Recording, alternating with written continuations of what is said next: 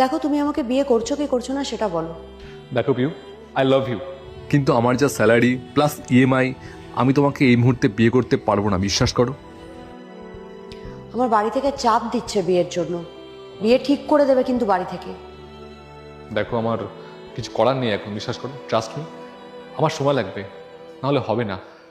I love you, আমি তোকে ভালোবাসি, আর তোমাকে বিয়েও করবো। কিন্তু এখন আমার যা পরিস্থিতি, আমার পক্ষে এখন অসম্ভব তোমাকে বিয়ে করা। Trust me Piu. কিরে, তোর মা যে অসুস্থ, তোকে যে বলেছিলাম টাকাটা জোগাড় করতে, জোগাড় করলি? অপারেশন তো সামনেই আছে। বাবা আমি তো চেষ্টা করছি, কিন্তু এখনো পারিনি জোগাড় করতে। এখনো পর্যন্ত তুই পাচ্ছিস না? আরে আমি তো রিটায়ারমেন্ট নিয়ে নিয়েছি, না তো আমি তো করে দিতাম। যা মায়না পাচ্ছিস সবে কি ইএমআই তে দিয়ে দিচ্ছিস? আরে মাটা যে অসুস্থ, মায়ের জন্য খরচার জন্য তো কিছু রাখতে হবে তোকে। সব ইএমআই দিয়ে দিলে হয়ে যাবে। সামনে অপারেশনটা যে আমি কি করে, আমার মাথায় কাজ করছে না, কি করে কি হবে? মানুষটাকে তো সুস্থ করতে হবে।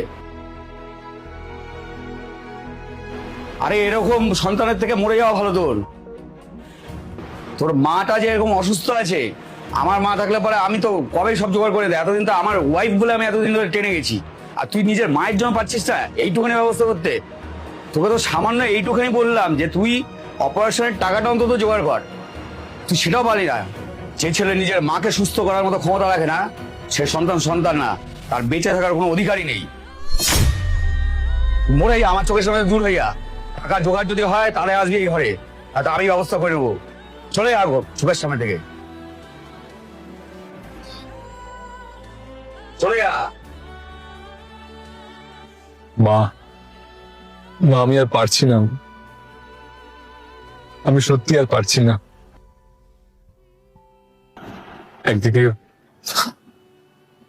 আমার গার্লফ্রেন্ডের চাপ, একদিকে বাড়ির চাপ, বাবার চাপ, আমি আর পেরে উঠছি না। মা, তোমার তোমার জন্য যে টাকা লাগবে সেটা আমার কাছে নেই, আমি পারবো না জোগাড় করতে, আমি জোগাড় করতে পারবো না মা।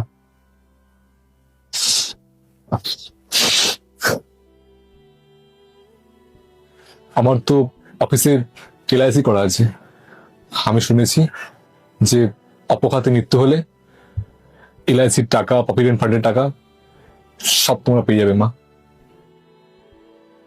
আর সেটা দিয়ে তুমি অপারেশনটা করিও, আমি মরে গেলে সব টাকা পেয়ে যাবে, সেই টাকা দিয়ে তোমার অপারেশনটা হয়ে যাবে মা।